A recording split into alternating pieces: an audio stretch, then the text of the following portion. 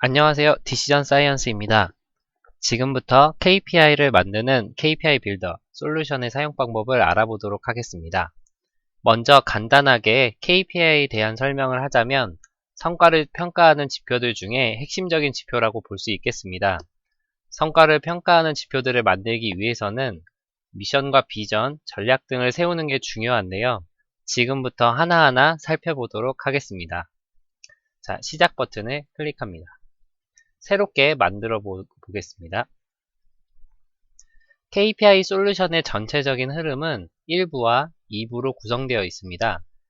3단계는 1부에서, 나머지 2단계는 2부에서 진행됩니다. 질문에 답하는 형식으로 되어 있기 때문에 사용법을 따로 배우지 않아도 쉽게 사용할 수 있는 장점이 있습니다.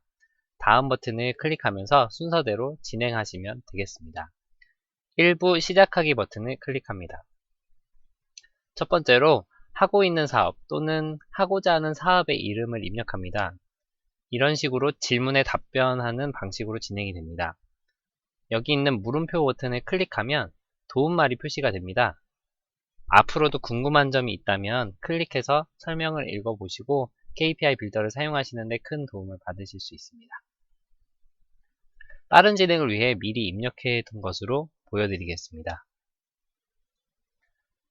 입력 후에는 다음 버튼을 클릭합니다. 이번엔 사업을 위한 미션을 입력합니다. 미션은 하고자 하는 일을 간결하게 표현하면 됩니다. 입력한 후에는 주요 개념을 적는데요.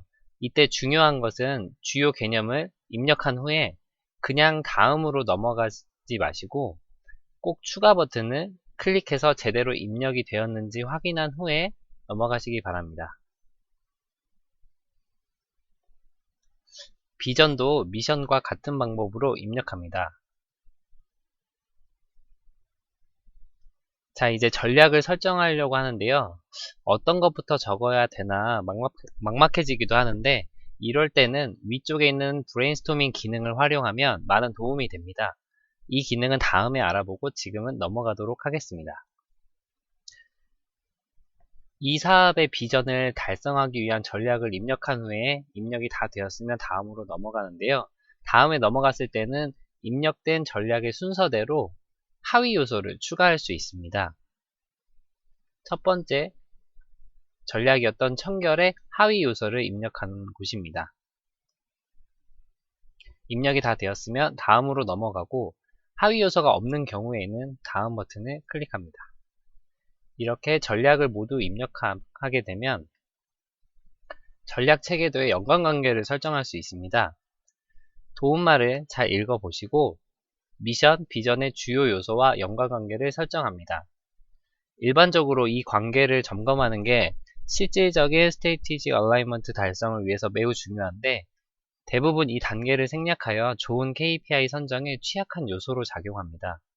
여기서 중요한 것은 연관관계가 불분명한 경우에는 아무것도 선택하지 않는 것입니다. 연관관계를 설정하며 문제점이 발견되면 밑에 문제점을 적어줍니다. 그리고 그 문제점에 대한 개선점을 적어주고 다음으로 넘어갑니다.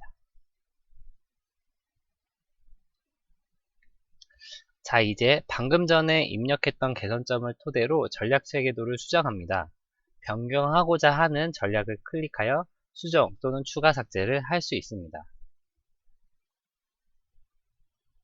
수정이 완료되었다면 다음으로 넘어갑니다. 이렇게 수정된 전략 체계도를 토대로 성과 측정 지표를 정할 차례입니다. 최대 3개까지 입력할 수 있는데요. 성과 측정 지표를 정한 후 다음으로 넘어가면 완성된 전략 체계도의 모습을 볼 수 있습니다. 혹시 수정하고 싶다면 이전으로 돌아가 전략 체계도를 수정해 주시면 되겠습니다. 이렇게 1부가 끝났습니다. 자, 이제 2부가 시작되었습니다. 이제 완성된 전략 체계도를 평가할 차례인데요. 몇 명이 평가할지 정하는 화면입니다. 배정할 평가자들을 선택을 하고 다음으로 넘어갑니다. 자, 이제 질문을 잘 읽고 평가를 진행하시면 됩니다. 예를 들어 청결이 절연보다 많이 중요한 경우에는 청결 쪽에 있는 많이에 해당하는 5번을 클릭하게 됩니다. 같은 방법으로 평가하시면 되겠습니다.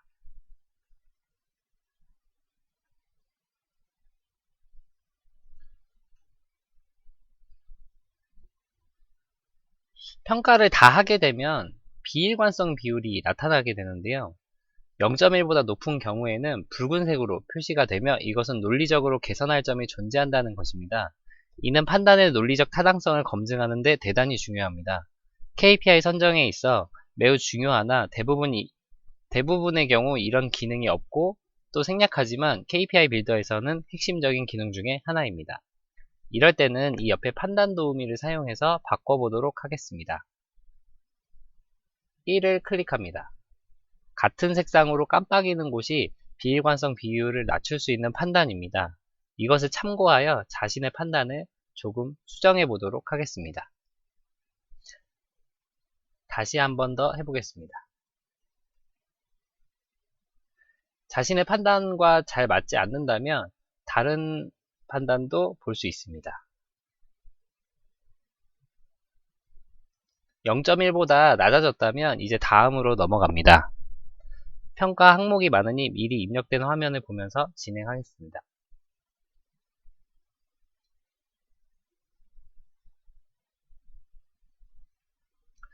모든 평가를 마치게 되면 성과지표의 우선순위를 볼 수 있습니다. 세부 내용을 클릭하면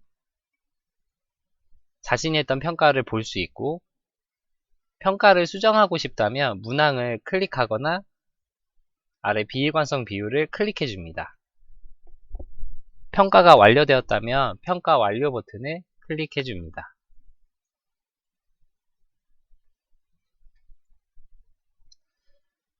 한 명일 때는 성과지표의 우선순위를 토대로 도움말을 참고하여 KPI를 선정하면 되겠습니다.